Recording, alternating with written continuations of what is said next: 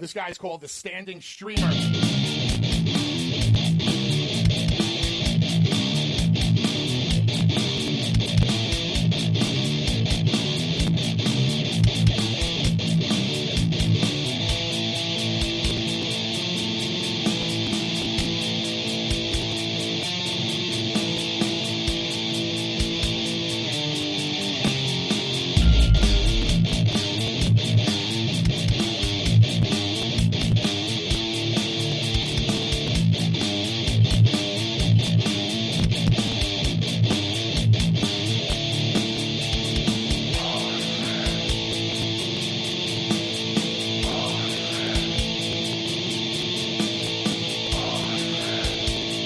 Real stand-up kind of guys.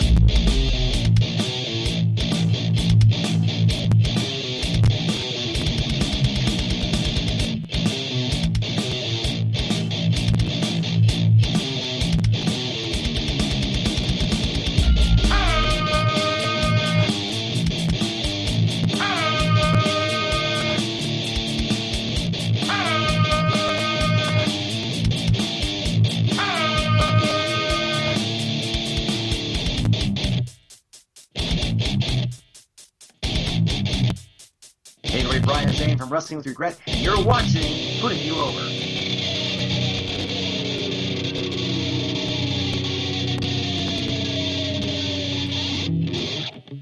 Oh, hello everybody. Welcome to Putting You Over. All right, so Headlocked Comics are on their way, and I did DM them while we were talking and said 10:15 because we were just still going. I told them they can come in now, so they're waiting. Oh, now I walk around. See, another problem with my stupid free Zoom.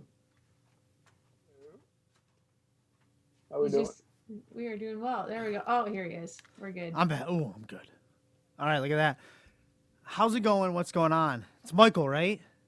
Yes. Well, you call me Mike. Mike? Oh, even better. Yeah, my mother-in-law generally calls me Michael. That's about it. First of all, one, thank you for coming on tonight and giving me your time.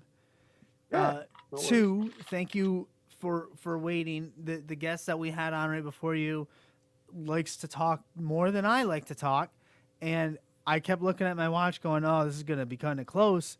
So I just said 10:15, and I hoped you thought that was okay. Yeah, no, we're all good. Now, you're from Headlocked Comics. For the people here on Twitch, for the people that don't know, I got some right here actually. I have some of your stuff right here that I got in my pro wrestling Oh, team. very cool. Yeah.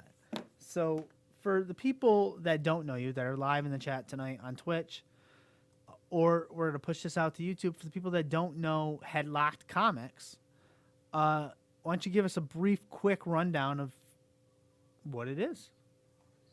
So, yeah, I've been a fan of wrestling and comics my whole life, and I feel like, for a long time I would buy all the wrestling comics that would come out, and I just didn't think anybody was making very good wrestling comics. And it became apparent at some point in my life that nobody was going to make the books that I, as a wrestling fan, wanted to read. So I decided to make my own. I started Headlocked, and it's started out. We published our first comics in 2008, and I started selling them on my backpack at wrestling shows, and just sort of just grinding to build some kind of an audience. Yeah. Over the years, wrestlers who like comics became, interested in my work and interested in, being a part of it. So, through the course of the years, we've collaborated with maybe 40 different wrestlers to create stories and art for the books. And we got a Kickstarter going right now for our 5th volume, which is Tales from the Road, which is an anthology of stories created by, co-created with different professional wrestlers. But yeah, I mean, I just wanted to tell fun stories, cool stories. And I've been really lucky. The wrestling business has been very good to me for the most part. And from when I started to learn a little bit more about you, and the first time I stumbled upon you was, oh my gosh, I want to say, now correct me if I'm wrong. Now I know Jerry Lawler has done some work for you guys. He does the covers to our trade paperbacks. Right. And I want to say, now correct me if I'm wrong, were you guys ever on Busted Open? I was. You were, right? That's where I I've been on first heard Busted you. Open a couple times. Yes, that's where I first heard you, on Busted Open. So then I looked you up, and I found you had a Kickstarter, and you were doing great stuff. And this had to be back when what do you know off the top of your head the first time you were on Busted Open? It was with Doug and Dave, I bet. The first Kickstarter we ran was in 2014, so Yeah. it might have been then. Yeah, that makes sense to me. Yep. This is our fifth now, so. Yeah, and your Kickstarters have all been extremely successful. Like you said, the community has embraced you guys. Top name in wrestlers like Samoa Joe, Christopher Daniels. They're all behind it. And I think comics and wrestling go hand in hand. I think there's a lot of quote unquote geeks out there that are wrestling, that get inside the ring and wrestle. You'd be surprised how tough it was though to get it started, man. I mean, yeah, a lot of times, like, wrestling and comics are interesting businesses aesthetically, like not aesthetically, but from a business standpoint too. Like, you know, a lot of times people say they're wrestling fans, but they're not wrestling fans. They're WWE fans. right. Yeah. A lot of times people say they're comic book fans, but they're not comic book fans. They're superhero fans. Right. Because those two sort of aesthetics have dominated those particular mediums for so long, it's almost become synonymous. Yeah. Like when you ask somebody for a comic book movie, nobody says history of violence or Ghost World or whatever. They say, you know, Batman, Superman, you know, Spider-Man, whatever. So it's like that part of it has always been difficult. We opened the door for wrestling to be at Comic Cons that probably, I bet you more than a dozen conventions had policies about no wrestlers. You know, and I would get in, you know, I'd be like, hey, I read a book about wrestling. And they'd be like, oh, no, that's fine. You can come. And I'd be like, well, I want to bring Jerry Lawler. And they'd be like, well, we don't allow wrestlers. I'm like, but he's an artist. And they're like, well, we'll bring him in as an artist. And they would advertise him. They wouldn't even advertise him as a celebrity. They would put him in like the section with the artists. And then we would show up and we would blow the doors off the place. And then they would start booking wrestlers. Yeah. Yep. But for a long time, I mean, I did a show where somebody tried to bring Roddy Piper as a guest. And they only knew Piper as the guy from They Live and never knew anything about any of his wrestling stuff. And they turned him down. Wow. So, I mean, this still happens. I mean, we were turned down for a show last year in 2019. I mean, so it's still a thing that happens. But I mean, we opened the door to so many shows for so many people. So I do feel like we've done, you know, a little bit of trailblazing. Yeah. Yeah. It sounds like it with the blowing the doors open with Lawler. And we were just talking about this with the guest before you about like the flack we get as wrestling fans. In the same thing, how you said they won't book wrestlers on shows. It just gets a bad stigma. Have you? Well, you obviously have received that and you've experienced that type of flack before. Do you get that for being a wrestling fan? I mean, my whole life, and that's why. I mean, that's what the initial.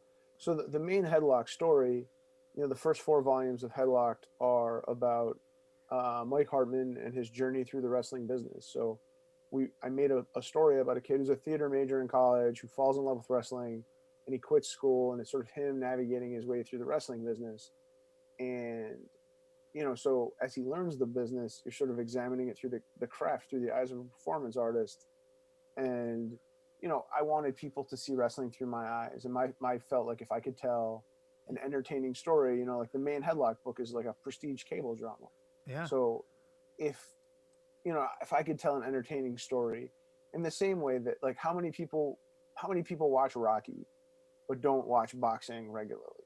You know, so I felt like if I could tell that type of a story in Headlock, that people would be, you know, could be interested, even if they weren't wrestling fans, that they might come away with a better appreciation of the craft. Yeah. And I've done that. I mean, I've had people who've never been into wrestling and come back to me and be like, you know, wow, I had no idea wrestling was like this and whatever. So I do feel like we've done our part to try to elevate the discourse. I mean, I think more people understand now than when we started, but one of my favorite reviews ever was, there was a crate service that carried our first trade in, and somebody wrote a letter complaining to the crate service about how they hated all the comics in the thing, and they're like, you know, I hated this, you know, I hated this book, I hated this book, you know, the Headlock book was really good. I don't like wrestling, but that book was the, you know, the best one of the bunch or whatever.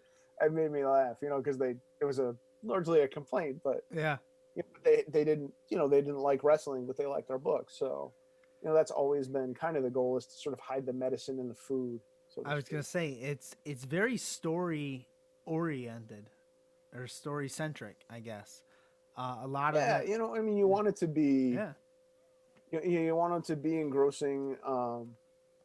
You know, we've done a lot of different stuff now, and then Tales from the Road, which is what we're doing now, and that's what we put in the crates. Yeah. So those stories, I mean, allow us to play in all different kinds of genres.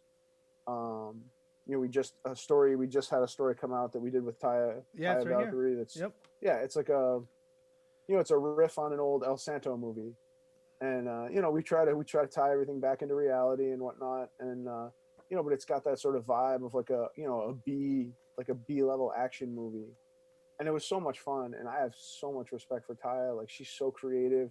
You know, she's going to fashion school right now, and she designs her gear. I mean, She is a mogul, a wrestling yeah, mogul. I love her just as a, you know, and that's the fun part. Is so many wrestlers are so creative, and I get to work with these guys, and we, you know, guys and girls, and tell stories, and you know, I mean, we did a story with Ric Flair, we did a story with Pentagon, Kenny Omega, all different kinds of people, and just to, you know, get the opportunity to sit down and toss ideas around with people that are so creative, and you know, make something together has been the most rewarding part. You know, when I started this, I just wanted to make a cool wrestling comic.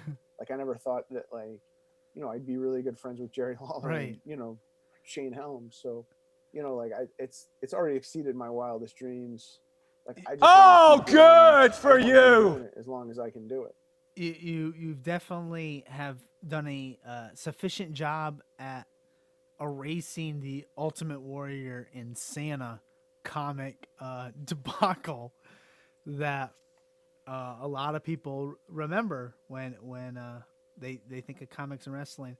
But So here's a fun yeah, go ahead. story. I had at one point, I had a conversation with the Ultimate Warrior about contributing a piece of art to the book, Yeah, because he actually was a painter. And a lot of people don't know this, but he used to paint with a palette knife, which I found fascinating. Bob Ross And does that with oil sometimes. yeah, and we had a conversation, and he called me on the phone. Well, I had sent him an email through his art website, and he called me on the phone, and it happened to be on my birthday. Wow. Now, and he didn't know this, obviously, but he happened to be on my birthday, and he was telling me to stay positive about my project.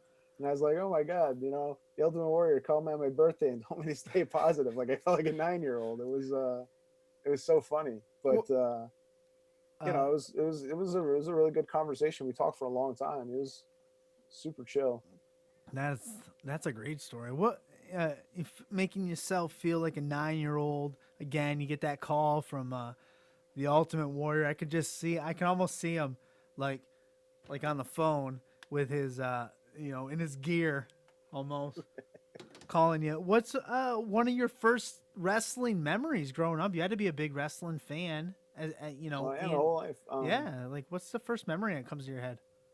The very first thing that made me a wrestling fan, I was flipping channels, and let me think. I had to have been maybe 10 years old, I guess. And the very first Saturday Night's Main Event was on, Yeah. and it was Iron Sheik, Nikolai Volkov, and George Animal Steel against Ricky Steamboat, Barry Windham, and Mike Rotunda. Wow. And I'd never seen anything in my life like George the Animal Steel. Yeah, Like, he's going he's crazy, a cartoon chewing the character. turnbuckles. Yeah, he is. You know, it was a lunatic, and I was transfixed as a 10-year-old, and I, you know, and then somebody was like, oh, you know, wrestling's on these times, and they told me that, you know, Superstars was on and Challenge was on, and I've watched it ever since, my whole life. Yeah. You know, Larger than life characters back then. Larger it's than funny. life. I think I've come to understand that I think in your journey through fandom, Yeah. everybody there's like three kind of gears that you get into. Like, you know, you discover something as a kid and you love it, whether Yep. it's wrestling or comics, Yep. and you consume it and you love it, and then you start to kind of see the tropes, and you get used to it, and you kind of want something more out of it, and then you sort of seek out something that's a little more intellectual or whatever. So for Yep. me, it was like Ring of Honor wrestling had scratched that itch for me, and then I understood Japan and the Indies and whatever. And the same thing in comics. Like I read X-Men books, and Yep. then I discovered Preacher and 100 Bullets and stuff like that, and then I was super into those things. And then you get to a point where I think you remember why you fell in love with it, and then you're back, you're sort You of a go kid back. again. You know what I mean? I'm back where I want characters again, and I want larger than life characters, and I don't necessarily care as much about watching two guys in kick pads just Yeah. doing moves to each other. Like I want more of a story, and I want crazy characters again, and just the stuff that made me love it. And so it's been an interesting journey. And I can totally relate with that because I'm 40 years old and I'm just getting into independent wrestling. Like mm, like maybe when I was growing up, Ring of Honor you could quote unquote classify as independent then. But sure. like I'm into it now. I'm watching Synergy Wrestling's Garden State Invitational. I was watching GCW Homecoming earlier. I mean that was Right. all through. Freaking not Leo Rush showed up. So fun fact, we have an art print that we made for Joey Janela and Leo Rush that's up on. It's part of our Kickstarter right now. It's a limited edition print. It's based off of a Silver Surfer cover Nice. with Silver Surfer and Thor as Janela and Leo Rush, and it's available through our Kickstarter. And there's only a limited quantity available, so people have been backing it. Yeah, right since we announced it. we I got that link. I got your your social, your Twitter link, and I also got the Kickstarter link up in the chat as well. Okay, cool. I was just gonna go. I was gonna comment on myself. Realize how things come around. Oh, I wanted to go back to getting the wrestlers involved. Like, how? Mhm. What's that process of getting a wrestler involved? Like, let's say, okay, so for example, you Taya, you have an idea to have her do an issue of Tales from the Road.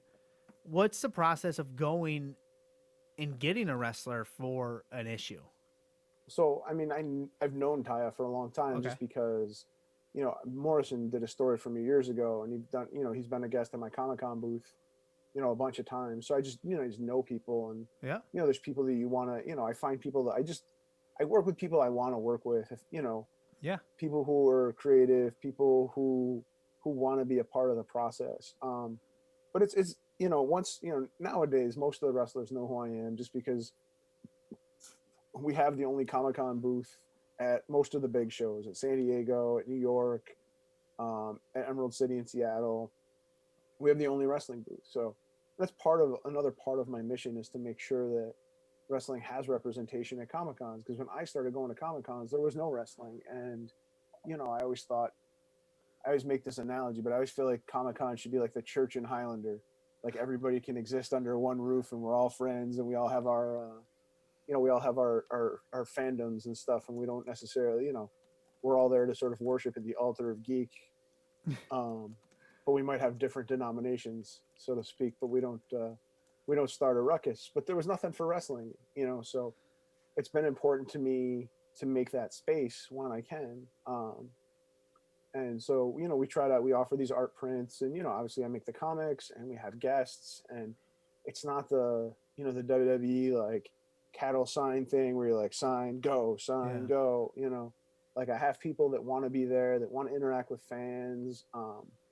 We film fun little, vignettes sometimes. At New York Comic Con last year, we had, a fan showed up with a 24/7 title, and his buddy was cosplaying as a referee. So, Mick Foley beat him for the belt, and then Sergeant Slaughter snuck up behind Mick and put him into Cobra Clutch and took the belt. And, That's nice. like just fun stuff like that.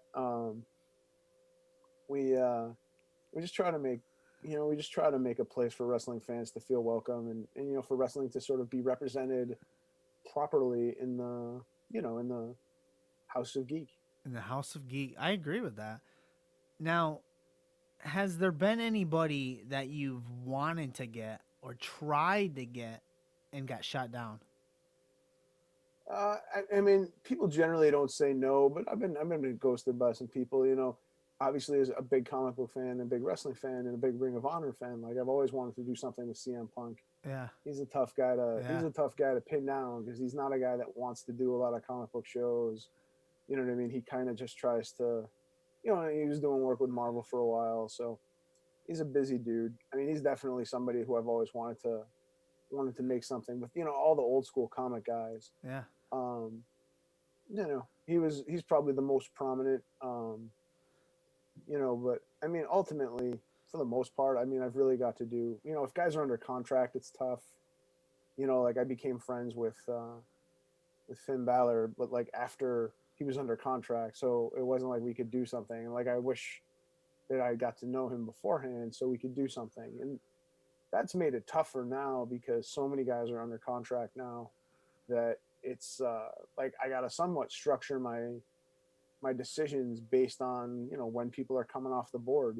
Yeah. Like we did a story with Dominic Dijakovic, and and I knew he was going to NXT, so we got him right beforehand.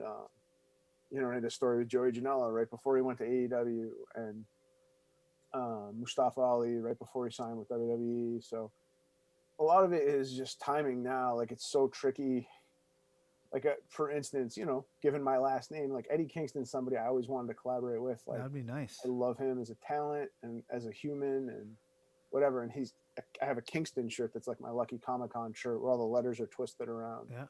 But who knows? I might have missed my chance. You know what I mean? Like if he signs with AEW, then it's going to be a tougher fight. So reach out that's now. my biggest battle now. Before he gets that contract. MLW, the Dynasty. I could see the Dynasty or Mance Warner. I could see in a comic. That would be some great stories, for sure. Yeah. I'm a fan of Mance. I mean, I enjoy him. And it's hard because I work a full-time job. I work like 60, 70 hours a week. And it's, and then I do this and, in a non-pandemic year, I'm on the road. Yeah. About 30 to 35 weekends a year at Comic-Cons, at wrestling shows, doing what I can. So, I mean, basically it's all I can do to make what I make. Yeah. Well, we've talked a few times, like, and I probably reached out to you guys in one form or another after I heard you on Busted Open and after I checked you out. And we've been in contact a few times trying to schedule something. And, and I totally understand. Like everyone has their shoot job and they work constantly. And I work at night too, so that makes it harder. It does. And then it made it hard for us finding the time then. And then, with what you do with the comics, you're always on the road. So this was actually a dream get for me. I'm really excited about it. And normally this would be San Diego Comic-Con weekend. So oh, really? I didn't even think of that. I've been posting our memories on Instagram for the last couple days, flashback stuff from the past 10 years, all the crazy stuff that's happened to our booth. And that's been a lot of fun. A little bittersweet though. And it's funny because Comic-Con's it's so much work and it's so grueling. Like, by the end of it, you're always like just dead. And, you see the same people every year and you're always like, oh, I'm never doing this again. And now this year we're like, I'd give anything to be lugging out, 300 pounds of luggage to the San Diego airport right now. So, yeah. Oh man. Yeah. I didn't even realize that. Never even thought of it. I mean, in the summertime, I'm usually on the road. I mean, more weekends than not, just because there's so many good shows in the summer. Usually between March and April, I'm on the road, like for 6 or 7 shows. And then usually for most of the summer, right through to October, right from like Labor Day to Columbus Day, packed usually real tight. I was just thinking about CM Punk. And I know you mentioned he did some things for Marvel. I think he was drawing some stuff too. He was just writing. Was it writing? I couldn't remember if it was writing or drawing. But maybe you could get AJ Lee in, do a Tales from the Road with her, and that could be your avenue. She's doing her own thing right now. She just started a production company, so I think tried. She's it's tough. Some people. I mean, obviously, I'd love to work with The Rock someday, but You ain't never getting a rock alone for you know. No, So you're you gonna know, need to be in the right place at the right time for that one. but in all honesty, like I'm never gonna run out of people to do stories with. You know what I mean? Like I No, mean, you're not. But it takes so long too. You know, honestly, like just to get stuff together and financially, like none of that stuff is cheap. So no, I've been really fortunate that Tales from the Road, Russell Crate has been paying us to make some stuff, and like that helps out a lot. Like it's just getting the stuff made. Like every piece of art in a book is like $150 a page before you even print it. Sometimes more depending on the artist. So I mean, it really adds up quick. When you're talking about, I mean, the main Headlock books that we sell, the trade paperbacks, are 120 to 140 pages. So yeah, I mean, if you do the math on that, yeah, that's quite a bit of it adds chunk up of in a hurry. change. So Um, but like these Tales from the Road, like this one with Crime Time, like some of these, I envision them. They're great comics. I just envision them as like little shorts too, little like TV shorts, like cartoon drawn yeah, well, out. that's what our Kickstarter is for. There's 13 stories Oh, see, I didn't created even by read through the whole thing yet. Let me yeah, click it's on it. 14 different wrestlers. So the Taya story's in there. Yeah. We've got Christopher Daniels, Dolph Ziggler, Dominic Dijakovic, Gangrel, Hurricane, Joey Janela, Mustafa Ali, MVP, Rob Van Dam, Samoa Joe, and the Young Bucks. So we've got 13 stories by 14 people. Obviously counting the Bucks as two. And then we've got 10 pinups.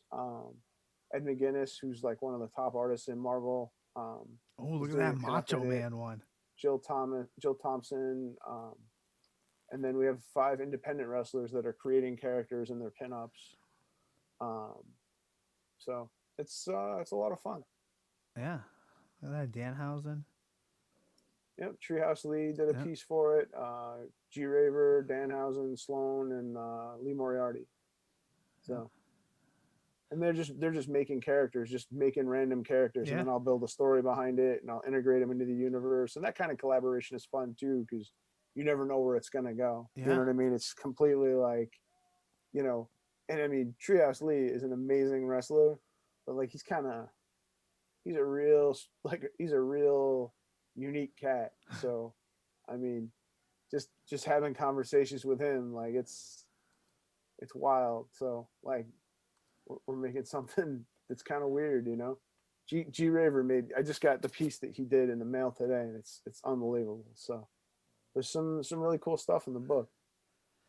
Um, I, I, not only did I first run into you guys on Busted Open, but I saw you. I believe I didn't introduce myself, and I didn't do anything like that. But I saw you literally, at I forget what the name of it was, but it was with Heroes Hideout in Colony, New York, up there. Oh, was that just in March? Yeah, I went there to see Jake the Snake and Jimmy Hart. You were Oh there yeah, though. yeah, okay. I believe Right, right. your booth was by Jake. It was Jake. It was you guys, and then Ellsworth was next to me. Ellsworth. Yeah, and then Jake was yeah, right after him. Yeah. yeah, and that's Jake and I were supposed to do Emerald City the following weekend in Seattle. and yeah, We and made, we made a dope art print for that nobody's ever seen. That's awesome. really And nice. Yeah, that's I saw you there, and you guys had a bunch of prints there, and I was just like, what? Because I saw the prints, so I saw like I have a ton. I'm a big Pearl Jam fan, so I collect all their posters from all the concerts I go to.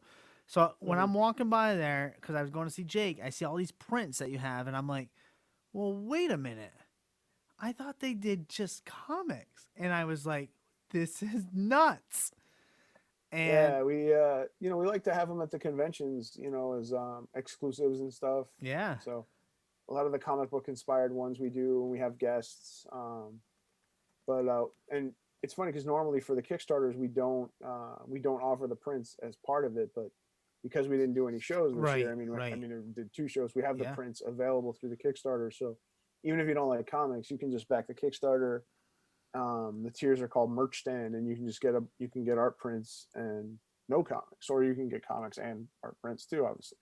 But we try to have levels excuse me, that are accessible to everybody. Um, yeah, that I mean, and that's where I saw again. And I know we had Luke Gallows or Doc Gallows on here on Thursday, and I don't know why it came up or how it came up, but he said he's scheduled to come up here late August for the Yeah, same thing for Heroes Hideout again. I don't know what's going on then, if it's just a signing with them or if it's another it is thing. a signing. Yeah, Yeah. we're actually working on a secret project too. Oh, So with the Good Brothers? yeah, Ah, the little so talking It's not shop, a huh? secret Yeah, anymore. a little talking shop. Let's yeah, hope it's my gonna be a lot of fun. It's yeah. gonna be a lot of fun. Yeah, that's right. News broke on putting you over. That should be included. I expect that to be included in the comic. I've been staring at my OBS while I do this interview, and I see the bit rate, which is a whole geeky term for live streaming. I see the bit rate like fluctuating from yellow to red, and it was full green when he said that. And I was like, "Well, good. At least I can clip that part." But yeah, those guys were great. So that's just a signing. On I think he said August 23rd. So that'll be fun. Yeah, In a secret yeah. So project. Oof. When can I hear about that project? once we're done with this Kickstarter, I mean, right now this Kickstarter campaign is all encompassing, and then we gotta get the book done and out. But probably, I mean, we've been working on it a little bit in the meantime. So, and I also have a Tales from the Road slated for the September Wrestle Crate or Pro Wrestling Crate, as it were, and Yeah. that one's going to be another prominent podcast that's run by a tag team. Another So, prominent podcast run by a tag team. Ah, okay. So um, so my August crate's not gonna have a comic in it, I take it. no, we're doing September and I think December are the next two that we have books in. So, but yeah, we're plugging away. So All right. Speaking of comics, let's get off the wrestling theme for a second. You mentioned Preacher earlier. Delve into Preacher way back. My question for you is: do you prefer the this is gonna be an easy answer, I know, but the show or the comic? I hated the show Yeah. and I love the comics, but and I think that I love the actors that they cast. Yeah. I love the aesthetic that they put together. I love the music. I hated the writing. Like I hated the writing on that show. I don't think I made it through the whole first season, or I might have made it through part of the second. I don't know. I didn't like it.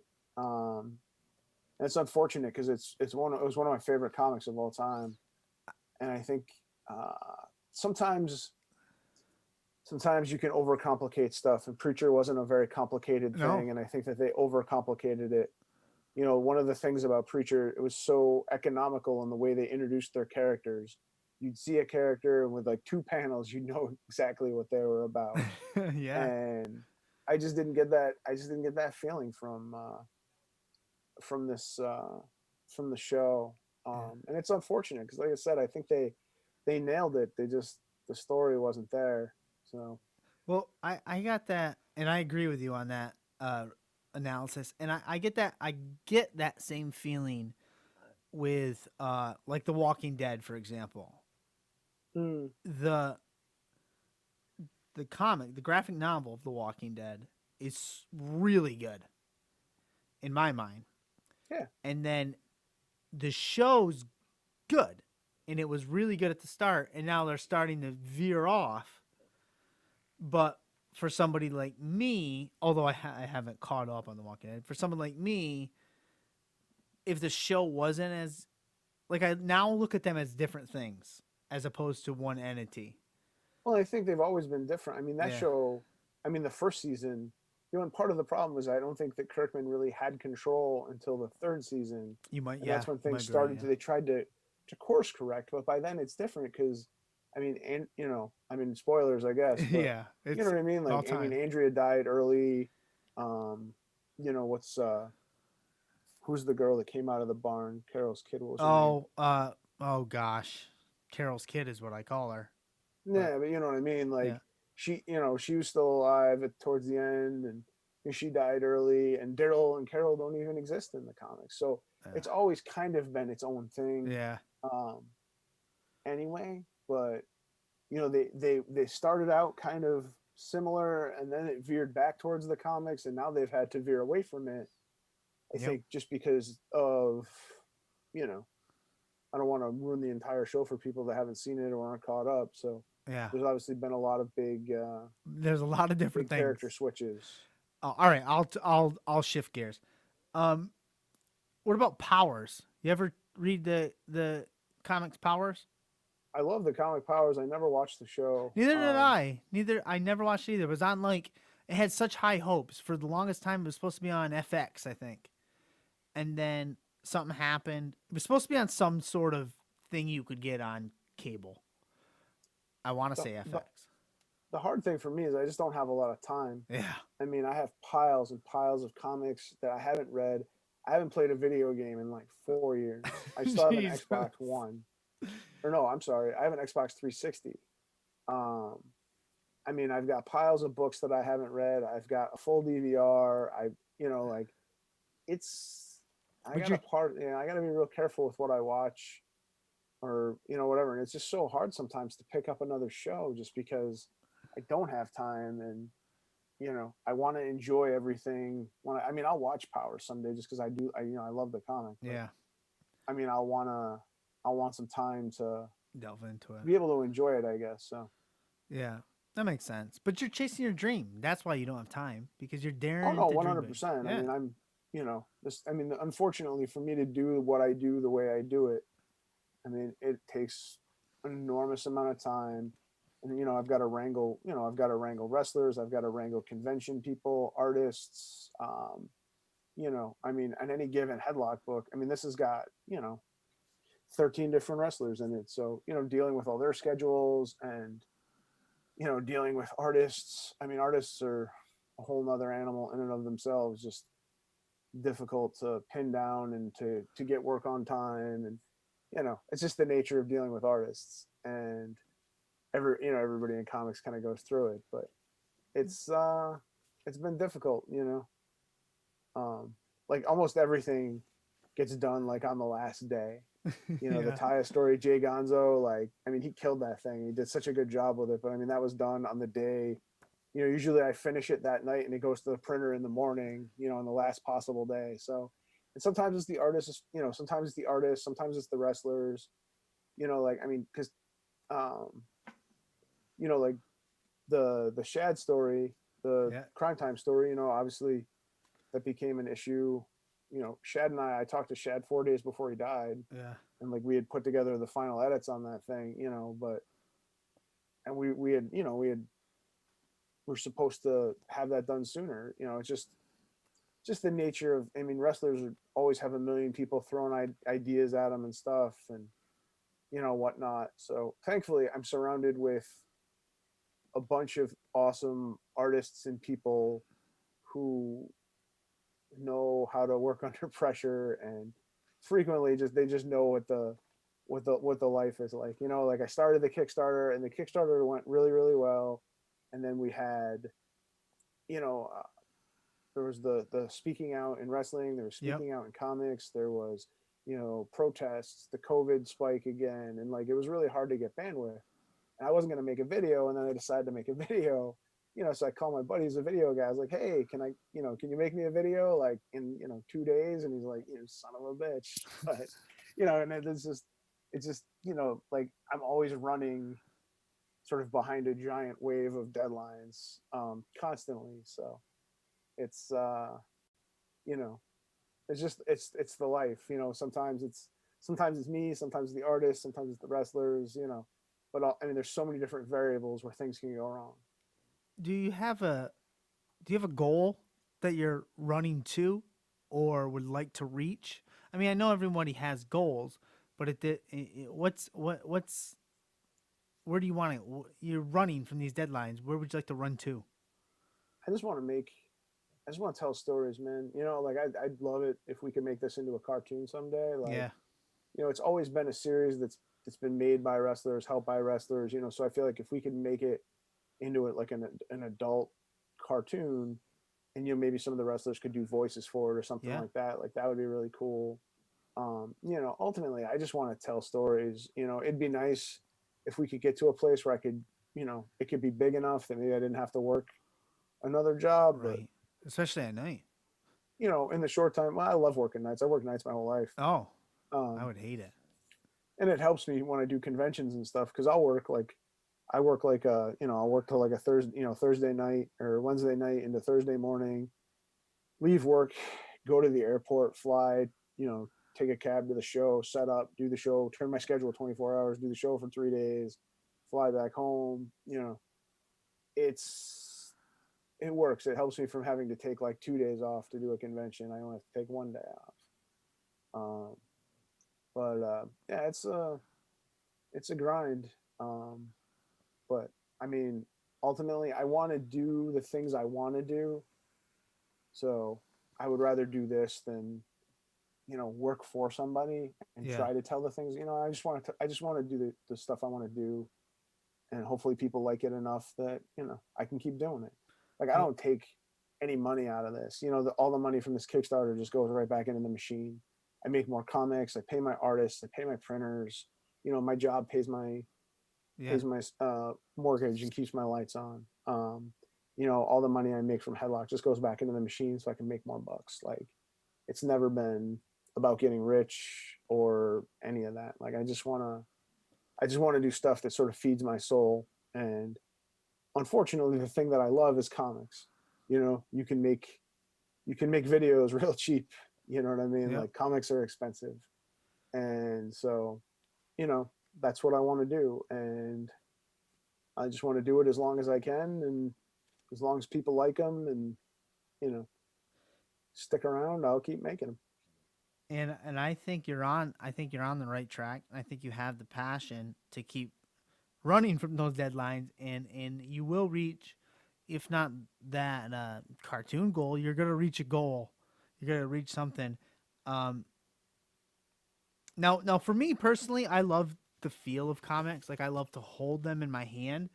But Absolutely. can you get these digitally anywhere?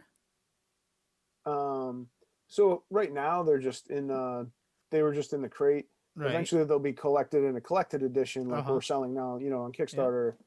And you can get it digitally through that. Like so, Okay. the Taya story and the Christian story that we did are both in this collection. And you can get that whole book digitally. I think the tier for digital might be $15. Okay. But I don't sell the single issues individually digitally. I just when we get enough, I'll collect them, and then you can get a digital collection. Nice. Because I know, like personally, I like to hold the comic, but I do have a few on like my iPad under Comixology. I have Mhm. things on there that I read. But all right, my last geeky comic book question of the night, and then we'll wrap things up. So I was listening to Busted Open this morning, Okay. and Mark Henry was one of the hosts. And at the end of the show, they gave like their what to watch type of gimmick. So they tell you what to watch on TV or whatever.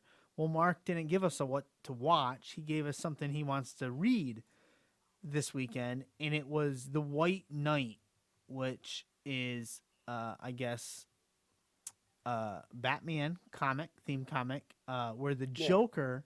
Do you know what I'm talking about? Yeah, the Sean Gordon Murphy. Yeah.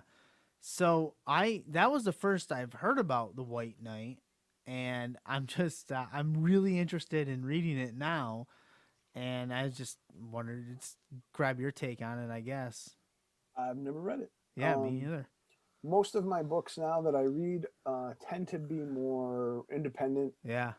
I buy, I'll buy anything that my friends do. Yeah. 'Cause I'm that kind of guy. I'll back books on Kickstarter. Kickstarter has a lot of really good experimental book, not experimental, but just Yeah. different types of books, different types of art, stuff you wouldn't find in your comic book store. Um, and then Image makes some good books. Vault, and Scout, and Black Mask. There's a lot of smaller publishers that are telling really entertaining stories. Like the thing about superhero books that kills me now is I'm in a different. We talked about the gears Yep. before. When I was a kid, you could pick up a Spider-Man book, and you know what's going on. It's Spider-Man. He's fighting a villain. It might be one or two parts. It wraps up, and then there's sort of a larger story arc that pulls you in. But like comics are so impenetrable now. Like every once in a while, I'll pick up like a Marvel book or something, and I'll look at it, and I can't even tell what's going on. Like it's characters I don't recognize, and like I don't know what's going on, and it makes it hard because I think to myself, I'm like, if me, a lifelong fan of comics, Right. and somebody who read Marvel comics for 20 plus years can't get into this, like how is an 8-year-old kid is going to get into it? Like how's that next generation going to fall in love with it? But the interesting part is that everybody sort of considers comics to be just that small scene, but I mean people are making comics. I mean Scholastic and Viz sell 10 times more comics than Marvel and DC. They just sell them through bookstores, they sell them square bound. Nobody knows. Yeah. You know what I mean? Like, but people don't necessarily think of them as comics in the same way that people don't think of Headlocked as comics, because I don't sell my stuff in comic book stores. But um that's the stuff to me that I like to check out. People pushing the envelope, doing cool stuff, and there's never been a better time, I think, to be a fan of comics, just because people are pushing it in a lot of exciting different ways. Did you ever? Did you catch the Invasion from WrestleTopia? No, I didn't. Invasion from WrestleTopia. We had them on the show. They, I'm looking it up on that Twitter. Suspicious something. I forget what the name. Oh, okay. That's Right. that's Okay. that's the company, I believe. Suspicious. Yeah, no, I know who they are. Whatever. Invasion from WrestleTopia, and I read all that, and that was great. The whole story they told there, that was awesome. So if you get a chance, I know you're busy, but I would definitely check that out for sure. Yeah, no, 100%. I mean, and honestly, I try to support, you know, wrestling comics in general. Like if somebody puts a wrestling comic out, I do try to buy it or back it or whatever if I see it. Sometimes it's weird, like Kickstarter stuff. When I started Kickstarter, it used to be so much easier, Yeah. but now all the social media, they throttle back the mentions or the movement on Kickstarter emails and stuff because they want you to buy ads. So it can be a lot tougher. I had a friend that was running a Kickstarter the other day, and I mean, I see his stuff on my timeline all the time, and I didn't see a Kickstarter post until it was 27 hours left. I mean, it's Wow. crazy, you know? So, like, I had no idea he was running one. And then I think about how many people that I know don't know that I'm running a Kickstarter. So, um, it's, it's nuts. But, you know, we just try to keep it moving. We're down to literally our last 48 hours. Yep. 48 Um, hours to go. With 372. 372 backers. If we can get 78 more backers in the next 2 days, which is doable, we have a stretch goal where everybody that backs the book gets a free art print. So we have a selection of our 10 most popular art prints. We have Undertaker, Sting, Becky Lynch, Alexa Bliss, Steiner, Jerry Lawler versus Kaufman, Macho Man. Macho Man, The Fiend. Yeah. There's a bunch of good ones, but you can pick those. If you have a digital reward, you get a digital print. If you have a physical reward, you get a physical print. And then you just get that in addition to your normal tier. So Yeah. we're real close to that, and I think it's attainable, especially with the influx of people that we're probably going to get on the Janelle Leo Rush print. So Nice. really hoping just to finish out strong, and you know, see if we can get there. It's right now. This is right in the middle of our 5 campaigns. It's better than our worst 2, not as good as our best 2, but we got the potential to probably get it into second place. So I feel good about that. Excellent. You should. You're doing great stuff. Sorry, sir. I'm just gonna jump in. Quick question. You said it's not. Can I go to like my local comic book store and purchase a copy of Headlocked now, or do No. I just have to go through Big Cartel? Yeah, we have them on our website, and then we have them through the Kickstarter. So all of my old books are available through Kickstarter, and then if you get the books on Kickstarter, they have like 30 to 40 extra pages in them of bonus material, books that we don't sell online, we don't sell at conventions. They're only available through Kickstarter because Kickstarter helps us the most. So we try to give the people that help us the most, in the way that benefits us the best. We try to give them the best stuff. So, but you can get all of our old stuff through our web store. You can get the Kickstarter books through Kickstarter through the next 48 hours. But yeah, that's primarily how we do our stuff. Obviously, conventions are a big part of that, but we're not doing conventions right now. No. Yeah, for sure. Thank you. Thank you. Awesome. Good question too. All right.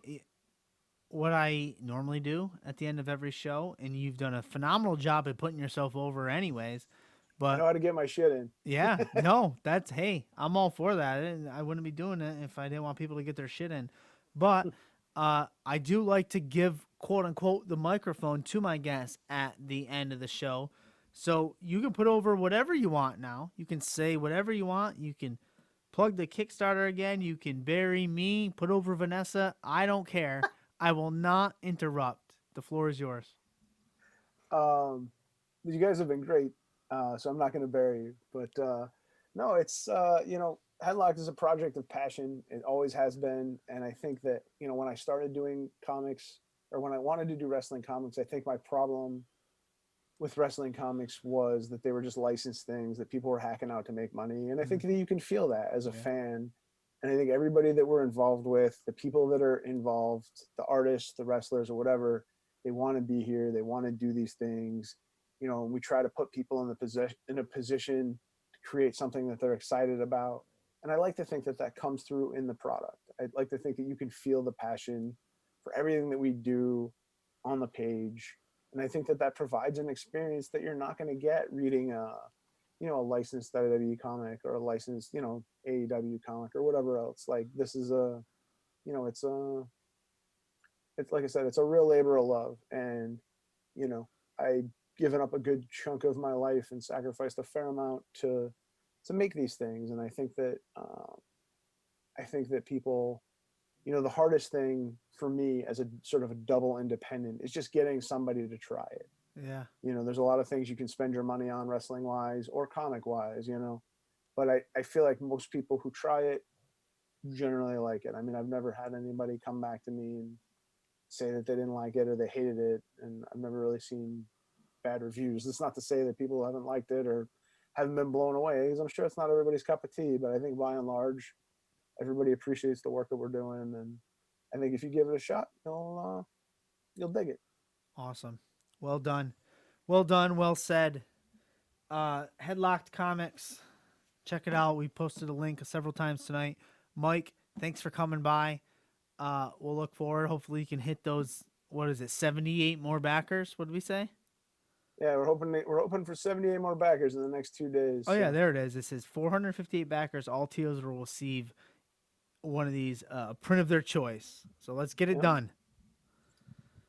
Absolutely. All right. Have yourself a wonderful night, and we'll be in touch for sure. Yeah, thanks so much, man. I really appreciate it. Yeah, anytime. Later. Take care. Awesome. Awesome, Vanessa. This guy's called the Standing Streamer.